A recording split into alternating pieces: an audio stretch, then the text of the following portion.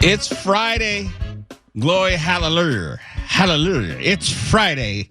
KFI AM 640. We're live everywhere on the iHeartRadio app, and we're going to get the party started sooner than later. It's going to be a party all night long from 7 to 10 p.m. tonight.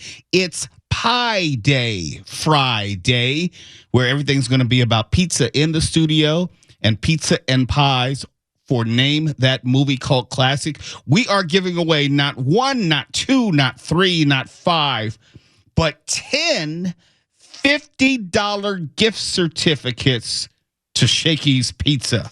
10 of them. Oh, yeah, and it's also ladies' night, so fellas, you were not going to be able to participate, you know. It's just the ladies. Before you say bye-bye to Pie Day, we're celebrating with piping hot pizza pies at Shakey's Pizza Parlor. You can choose from classic favorites or go for your own pie in the sky creation. And don't forget the mojos. Dine in or get it to go at shakeys.com. We have 10 $50 gift certificates. And I just want to let you know, it's ladies' night, and we're going to put the kids to bed early. The Name That Movie Cult Classic game tonight, it's not for the kids. I'm just letting you know. Put the kids to bed early. It's going to be Mo Kelly After Dark. We have our Ronner report. Mark Ronner is going to be giving us the latest of what he's seen. Now, I don't want to tip off what he wants to talk about, but he'll tell us eventually. Maybe? Whatever you say, Mo. I'm following your lead out of the abundance of respect I have for you. I appreciate the cynicism and the sarcasm and the condescension, but it's sincere. It's sincere. Did you want to give a preview of the Ronald report? Whatever you say, Mo. We're going to be talking about... And we're off. Yeah, we're off. We're going to be talking about a really good new documentary about the Manson killings on Netflix called Chaos. Are you going to do anything else on anything else you've seen? Well, we could if you want. No, because you gave us an informal one, and I didn't know if you wanted to do that one in addition to. Yeah, we just freestyle it. I suffered through the Electric State last night, and that's on somebody. Yeah, it's also Netflix? on Netflix. Somebody needs to pay for this. That's by the Russo brothers, right? This is what I understand. I heard it had a hefty budget. It left me with some hefty anger. Oh, so we'll definitely talk about that. We have Nick Pagliocchini, who is joining us. I think he's here already, but he's supposedly bringing us food. Tawala's supposed to be ordering us food. I haven't seen any food yet. I know I'm very hungry. I don't know what the holdup is. Oh, things are shaping up here. Everything's coming up Millhouse tonight. This is good. And Stefan's supposed to be doing something. I have no idea what he's supposed to do. What's your job tonight, Stefan? I think to eat the food. I'm excited. Oh, I am. We're going to have nothing but fun tonight. I got an update on Southwest Airlines. We didn't have a chance to talk about Southwest Airlines earlier in the week, but they have not been having a good week. And Nick Pagliocchini, what is it? You just came in and just threw some food at me? Oh, some Twix, cookies and cream. So the best part of that scenario is I heard it, and it's very Snickers-esque. If you're hangry, Mo, I got you. No, I'm going to save this for dessert because if you don't know, Nick Pagliocchini has talked about it before. Anything that's cookies and cream, I already like it, and I'm going to eat it. There's no such thing as bad. Well, I take that back. We have something in the kitchen, which is some sort of dessert in there that they're selling that's cookies and cream. I tried it once. It's horrible. Okay. But that's the only thing I've ever tasted in my life, which is horrible. So I'm going to try some Twix cookies and cream tonight. The Hershey's bars, they have the cookies and cream. Yeah, those are really delicious. good. Yeah. They make really good s'mores. Never thought of doing that. There you go. Well, Nick Pagliocchini is going to be joining us later on with some food from where? No, don't go anywhere. Yeah, you got to tell them where we got the food from. I've got Lori's Pie Bar in Long Beach, who has sent us some key lime pie shots, and also has sent along a Franken pie, which is 6 different slices of all the different pies that they have available. Ooh. There. I also have this special edition Polly's Bakery pie that has the pie symbol, the pie, the 3.14. Yeah, on the pie. So it's an apple pie with double crust, and you'll see all that on social media. I thought you were going to say double entendre, but you wouldn't have been wrong, but go ahead. It's a little early for that. Thank you. Yeah. I was going to say, we're just past 7 o'clock. So when we get a little closer to the 9 o'clock hour, I'm sure we'll get into that. So much good stuff. And now Tawala Sharp is joining us in studio. Why are you carrying a bottle of wine? It's not my wine. I don't drink. I am actually getting Sharon's wine. Okay, I was asking why are you carrying a bottle of wine since you don't drink? This is not mine. It looks Snoop Dogg wine. Yes. Cali red, but he only wears blue. I'm so confused. That is true because I'm so confused. Snoop is an avowed Crip. So, Yes. You know, He Crip walked at Super Bowl, but he's doing Cali red. Look, the show's dogs already and cats living together. Mass hysteria. It's going to be one of them shows tonight. Let me tell you. Oh, and by the way, if you should ever reach out to me on Instagram or Threads at Mr. Mo Kelly, and you would like to discuss the show, please actually make sure you listen to the show. I'm not interested in debating stuff that you want to make up, stuff that you imagine you heard, stuff that you wish that you heard, stuff that you were just mad about having nothing to do with me and you didn't take it out on your wife or something, so you're going to take it out on me. Look, if you could see my inbox some nights, it is incredible. I mean, I love the support. I appreciate that you want to reach out to me, but it's almost like we're talking about two different shows. I can say this confidently. I've never missed one of my shows. Every shows that I have done, that I've actually said something on the mic, I was there for. So I'm pretty confident as to what I might have said. And not only that, there's this thing called a podcast where the audio stays there in perpetuity. And depending on the podcast app, they'll even give you a transcript as well. So it's not really debatable what I did say or what I didn't say. Listener Mike V, thank you for your notes, even though you didn't have any idea of what you were talking about and could not actually articulate anything that I did say that you disagreed with or mention anything that I said that was incorrect or somehow wrong. It was an interesting night. And Mike V was just one of many listeners who wanted to reach out. They were upset that I was talking about the economy. I think next to when you just told us to start watching Paradise, that was probably one of the most entertaining chat groups we've ever had. I try to tell people, So good. I can't explain it to people. I can only show it to so they can see the stuff that I get. It's like, what are you angry about? What are you talking about? And who the hell do you think you're talking to?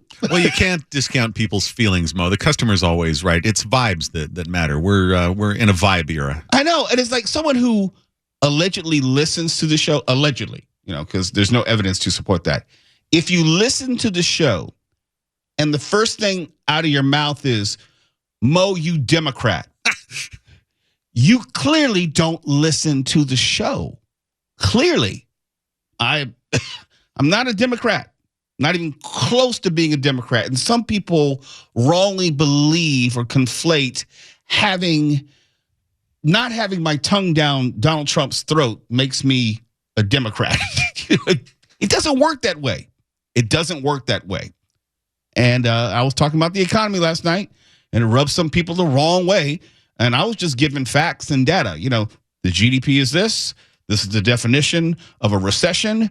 And if we continue on this certain path and trajectory, according to Wall Street, according to the Wall Street Journal, according to Goldman Sachs, we have a 15 to 20% chance of a recession. And if we do hit a recession, it'll be because of things which are happening right now. Oh, it's up to 40% now. Well, okay. All right. Does that make me one too? Oh, God. It's just what have I done? It's strange because people hear what they want to hear. And I always ask people, let's talk about what I actually said, not what you thought you heard or not your interpretation of it. Because if we need to have, and I think this is a problem with America. Let me do this digression real quick. We want to debate our feelings, not actual facts. And if we can't agree on a basic foundation of facts, sky's blue, water's wet, it makes it real difficult to go forward. So that's why I always ask people, if they have an issue with something I said, please quote me. Tell me exactly what you're taking issue with, then we can go from there. In fact, I always give them a link. Here's a link to the podcast. Give me a time marker, just so I know what you're referring to. Because I can't go into a conversation with, Mo, I hate your politics, you're a Trump hater. Well, okay, can I go back to what I was doing in the bathroom? Because that's more important. You can multitask. I can, but I'm not going to multitask. Excuse me. For someone else's benefit. I know I had some stuff I ate earlier today. It's just not sitting right with me. That cookies and cream ought to clear it right up. It sure should. So if you should hear some noises over the course of the evening, let me just apologize in advance. Okay? I'm sorry. They say don't ever trust a fart after 40. You never heard that? Ooh, excuse me. Let me go to break. Ooh, that was a wet one. Okay, KFI AM 640. okay. We're live everywhere in the iHeartRadio app. You're listening to Later with Mo Kelly on demand from KFI AM 640. And if you are familiar with sports radio, that song, Iggy Pop, Lust for Life, is also the opening intro song for a show called The Jim Rome Show. And it's been on at this point, I want to say since the late 90s, so almost 30 years, going on 30 years. And Jim Rome, the host, he was my first radio boss. I got my first radio job because of him. It was in sports radio. A lot of times people ask me, hey, Mo, how did you get into radio? Was it because you're working in the music industry? It's like, no, it's completely separate. Now, I knew a lot of people in radio because of the music industry, but I did not get into radio because of the music industry. It just happened to be kind of like you right now, just listening to the radio. I was working at the Grammys. So this is about 30 years ago, mid to late 90s. And I was listening every day to this show called The Jim Rome Show. They would have these two contests every day. They'd have the huge caller, which is basically the best sports trash talker call during the course of the show. And they would have back then, which was called the huge fax contest, the best fax. Yes, we actually used a fax machine to fax in a paragraph or some words or so just some like an editorial, some commentary for the show. And Jim would read like the best 3 faxes back then. I think they even graduated to an email contest as technology grew.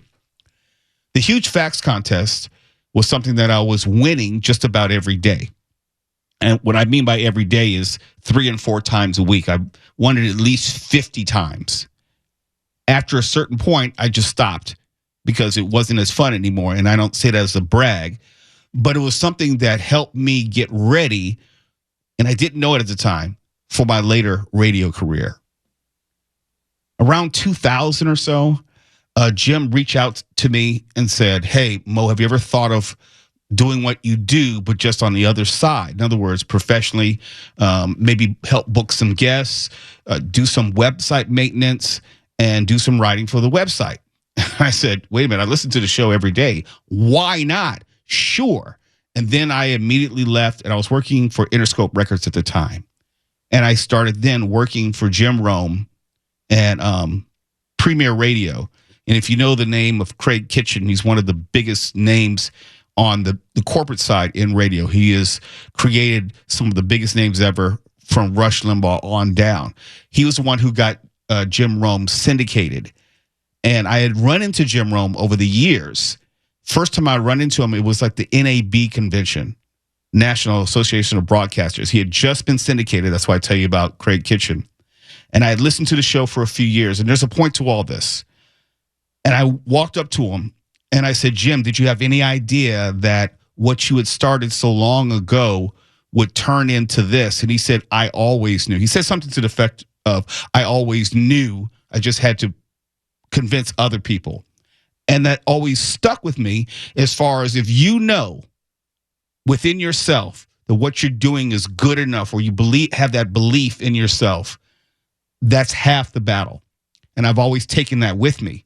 And then when I worked with Jim for a while, he was a good teacher in the sense of there were things that he would teach me explicitly as far as how to conduct an interview. If you appreciate anything about my interview style, a lot of that goes back to Jim Rome, as far as really listening to the guest, having done your research and knowing something and not asking the same questions that everyone else might have asked that same guest they're tired of answering, and really listening because you can get some nuggets and then you can respond to them. And if you know my history, like I had that little incident with Roger Stone, part of the reason why a lot of people thought that I handled it well comes directly from Jim Rome. He had a similar incident with the late NBA commissioner David Stern. And David Stern and he got into it, long story short, and Jim did not lose his composure, and he handled the moment very well. That goes back to Jim being a very good teacher, explicitly and implicitly. There are a lot of things that you can learn from people, and I learned by just watching him and listening to him, and also the things that he was telling me. And I had no idea that I would one day be working behind the mic, but Jim has always been kind to me, and he would reach out to me on occasions and give me just some words of support, and he's commented about me on his show. When I was faxing his show and writing into his show, I was first known as Mo from the city of Palms. And if you know the Jim Rome show, the best callers and faxers, emailers, they become legends. They get their own name, legendary name. Mine was Dark Gable. So if you ever hear of Dark Gable on the Jim Rome show, they're referring to me. I'm one of the old school legends, and I say that without a hint of humility. I was a bad MF. As it turned out, Jim was talking about some of the old school callers and faxers on his show the other day, and people who listen to this show and also Jim Rome's show reached out to me and said, hey, Jim was talking about you again in a very kind way. And I said, oh, let me go find it. Jay in LA is an all-time throwback. Alvy, do you even know Jay in LA? No, Jay in LA is, again, when you talk about the old school, I don't know what happened to Jay, but Jay is as old school as any of the old school guys. Bobby in Brooklyn was a legend. Dark Gable, by the way, has had an incredible career. He has a broadcast career. He's a very, very, when you talk about that Rome tree, I'm as proud of Dark Gable as I am almost anybody in the tree. Dark Gable has had a tremendous broadcast career and still is having a great career. Thank you for that, Jim. When he talks about the Rome radio tree, there are a number of people who have worked on the show who started off as either listeners or producers and have gone on to have their own show. If you're familiar with JT the Brick, he used to host a show here in LA, but right now he hosts Brick at Night with JT the Brick on Sirius XM and a show on KRLV in Las Vegas and various programs for the Las Vegas Raiders, including the team's radio pregame show. He was the first one to leave, I'll say, the Jim Rome show, then break out and do his own thing.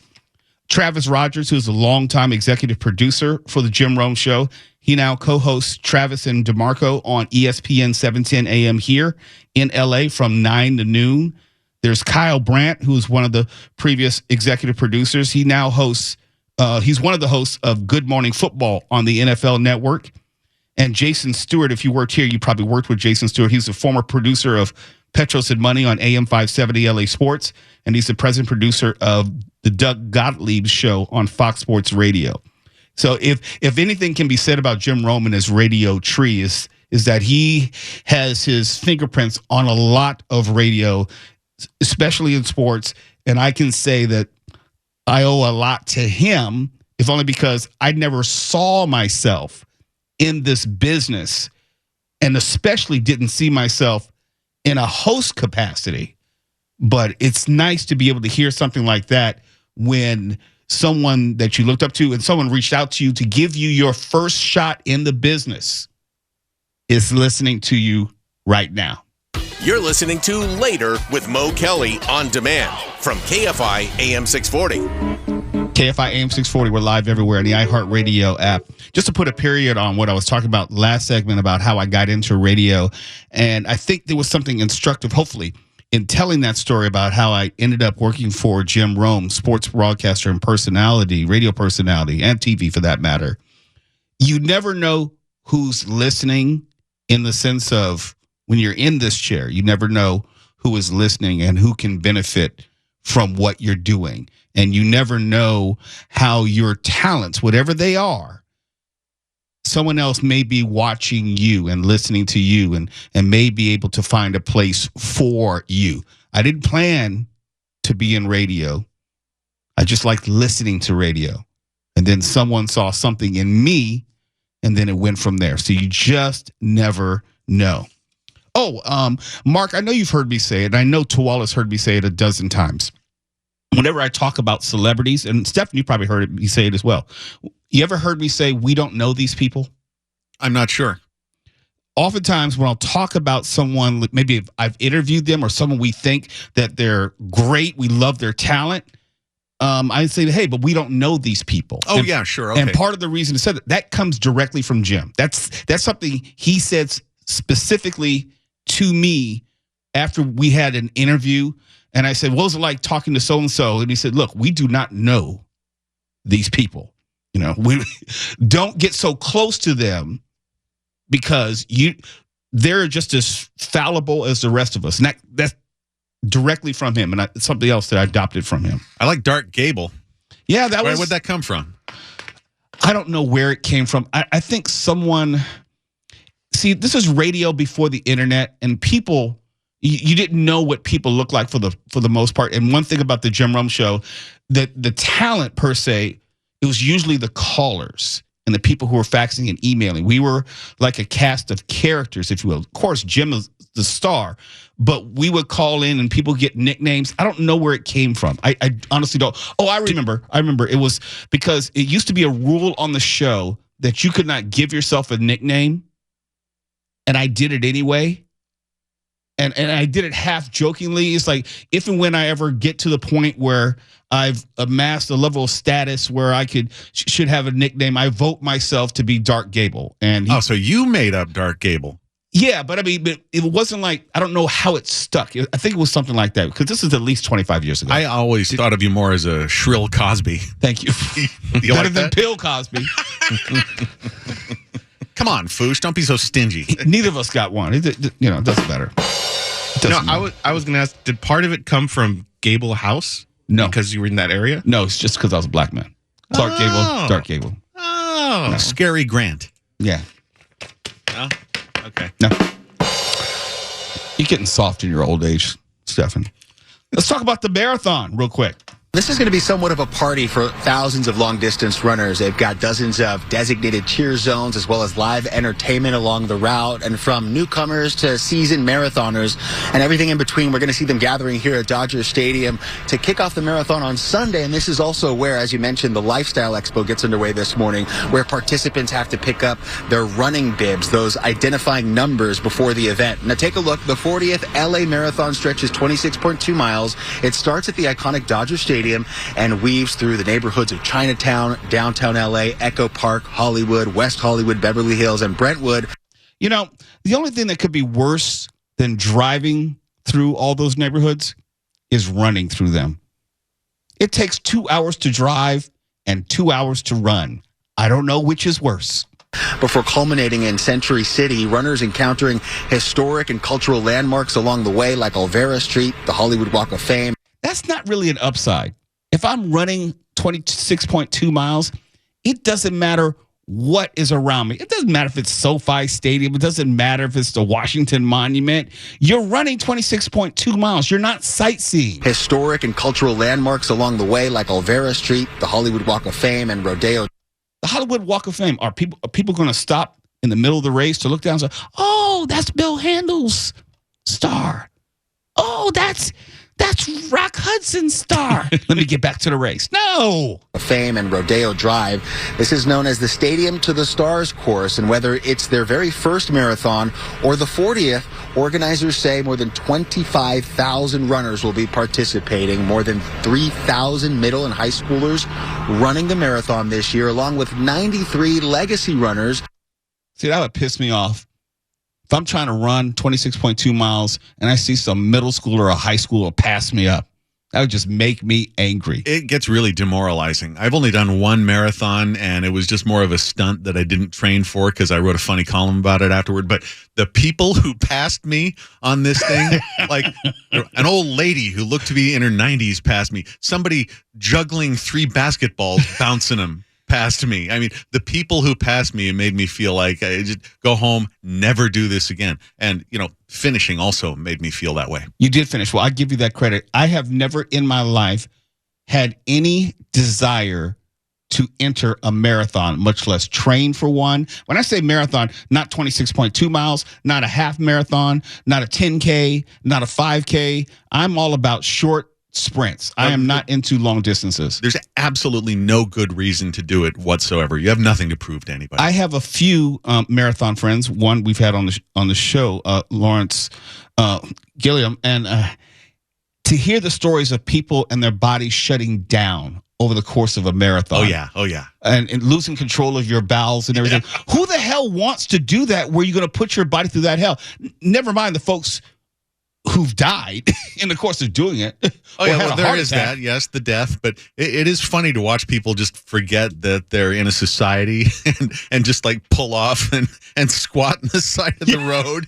Because they have no choice. Yeah, we don't do that. I don't want to see that. Those who finished every marathon since the very first in 1986, last year's top runner crossed the finish line in 2 hours and 11 minutes. And while the official marathon doesn't get underway until Sunday morning at 7 o'clock, the weekend starts with that two-day lifestyle expo here at Dodger Stadium, the LA 5K and LA Kids Run on Saturday, and the charity half marathon and full marathon again Sunday morning. Now, the lifestyle expo opens here at 10 o'clock at Dodger Stadium. We're going to have a preview a little later this morning and some of the impacts, the road closures from this year's marathon. Yep, they just mentioned road closures, and I say no to 26.2 miles, to 10K, 5K, even running all the way to my backyard. Nope. I'm walking. That's it. I'll walk briskly, but I'm not running.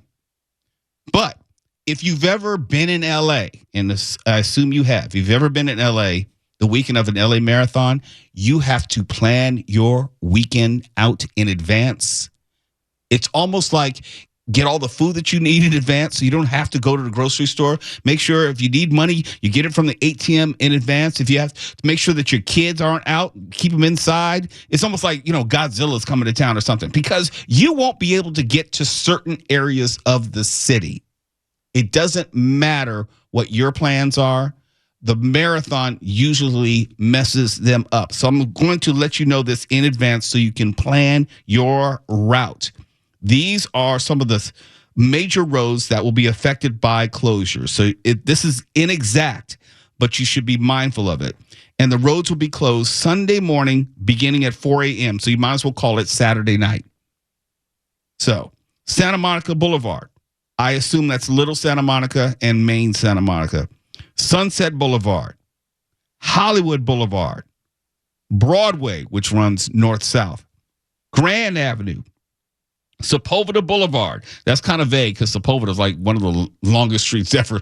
Who knows? It could be Sepulveda Boulevard in the Valley. It could be Sepulveda Boulevard in Torrance. It could be Sepulveda Boulevard by the airport, LAX. Who knows? And San Vicente. But if your travel should take you across any of those within the LA area, it probably would be in your best interest to plan ahead or just avoid them altogether for the day of Sunday or even Saturday night. Since I've lived, I'll say in the Torrance area, Harbor City area, and now in the Inglewood area, I haven't had as much problem with this because I'm not trying to go downtown or into the Hollywood area on that Sunday of the marathon.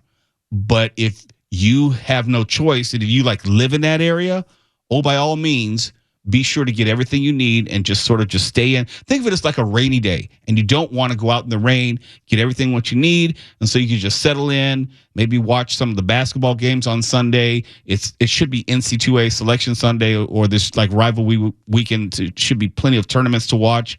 I don't know. You can curl up with a good book or maybe a good movie. Just try to stay off the roads. It'll make it a whole lot easier. It's later with Mo Kelly, KFI AM 640. We are live everywhere on the iHeartRadio app. And we're going to tell you about Southwest Airlines' horrendous week when we come back. You're listening to Later with Mo Kelly on demand from KFI AM 640. But I was never a huge fan of Southwest Airlines. If there's anything I did appreciate about Southwest, it flew to places that I would often go to. If I had to go to Dallas, that's where their headquarters is. If I had to go to D.C., they had a lot of options and ways that I could get to Washington, D.C. That was the only reason I would choose Southwest, because outside of that, the experience was never all that good. What I mean by that is I tried to fly Southwest one time, first class, one time. I said, let me just go ahead and pay the money going to D.C. It was no different than economy class. I didn't get any extra special food. I didn't get anything. I think I got free Wi-Fi. Okay, the seats weren't any larger. There was nothing that said I'm in first class. Maybe I got some free Wi-Fi. I'm not even sure about that. I'm just going to say it was. I got to board earlier. That was it. Because if you know anything about Southwest, the boarding process is crap. It always has been. If you're going to check in 24 hours before your flight, it does not matter if you are the first person to check in, you still will not get better than maybe Group B, unless you're willing to pay like another $30 to be upgraded. Why am I going to pay some $30 just so I can get on the plane a little bit earlier? Basically trash. Oh, it is not basically. It is definitely. It's definitely trash. And the longer you fly Southwest, and there's a point to this, I promise you. The longer you fly Southwest, you realize that everybody gets on before you anyhow. Let's say unaccompanied minors, they get on. Then you have people who need a little extra assistance. And you have people who are getting rolled up there in wheelchairs. It's like, mother, father, you can walk. Get out that chair. You're not fooling anybody. You're not even old. Limp your ass on the plane like everyone else. And then they have they'll have servicemen and servicewomen. Hey, I'm okay with that. Okay, don't get me wrong. That's fine. All right? And if you're like in uniform, absolutely go on before me. But then you realize some 75 people are already on the plane before they've asked Section A 1 through 30 boarding pass. You can get on the plane. So there was really no reason for me to fly Southwest. Then when they made the recent announcement that they're stopping their bags fly free policy, I said, well, there's really no reason to ever fly Southwest again. I mean, because look, if you have to put up with all that other stuff, at least you ought to take my bags and take them with a smile and take them for free. Now you don't even have that. And then they let the intern get loose on social media. Over to Dallas now. Dallas-based Southwest Airlines, they are trying to offload some of the backlash it's gained from the decision to end its two bags fly free policy. Yesterday, Southwest made a post on Instagram throwing shade towards the Dallas Mavericks. See, I saw this post. It says, it's not like we traded Luka, referring to the viral and blockbuster NBA trade by the Mavs that sent its star player to the Lakers. I saw that and I thought, ouch. I get it. Companies now want to have cooler social media presences. I get it. I understand why they want to do it. And a lot of times it can get you in the news, but also get you in the news for the wrong reasons. There's, I think, one company that consistently gets it right when it comes to social media in a corporate brand sense. And you can tell whoever's doing it is brilliant. And that's Wendy's. Whatever they're doing or whoever's doing it, they completely get it. They understand how to do it, how to be funny, how to be engaging, how to use their social media accounts to get some positive press. They will clap back on people. They'll clap back on other hamburger establishments, burger joints. It's really, really funny and really well done. Southwest, not so much. But they've given me a bunch of reasons now to not fly them anymore. And I get it from a corporate standpoint. They had just laid off dozens and dozens of people maybe 2-3 weeks ago. The company had been struggling for quite some time. They had some issues with computers and outages and delays. They were always in the news for wrong reasons, and it's affected them financially. So they have to try to do something to stop the bleeding and somehow turn the company around financially. That meant laying off people. That meant changing the bags policy. That means probably raising the prices because, it's nice to be able to book a flight from here to Vegas for $59 one way. But you have to think that that's not really realistic for major airlines anymore. So I really don't have any reason to fly Southwest. Stefan, do you fly Southwest at all? Actually, does anybody? No, I've flown it, I think, once, but I usually use Delta. Delta's pretty good. Ronner? flying has gotten to be so unpleasant and costly and time consuming. I'll do anything to avoid it the last few years. Yeah, it's an uncomfortable process all the way around, and it's complicated because we live in a post 9/11 world. That's part of it.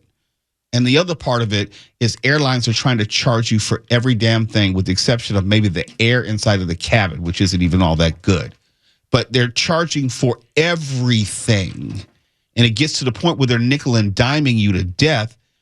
Combine that with the unpleasant experience of just air travel in general. And it's like, you got to give us something.